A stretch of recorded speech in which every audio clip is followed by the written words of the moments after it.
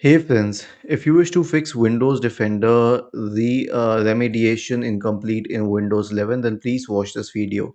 So first of all, we'll search for Windows security and open it. Now before we proceed further, I'll explain you what this error basically means.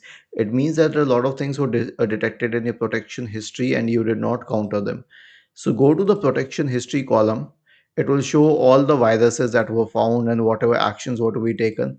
So for example, in this action, it says that the setting to block unwanted apps are turned off. You can turn it on. Now it says no recent actions. Basically, you have to resolve every issue mentioned till you get no recent actions.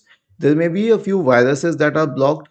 You can totally remove them. Don't quarantine them because and don't allow them, because if you allow them, then it will infect your computer. Okay, so just make sure that the protection history is sorted out. Was this helpful?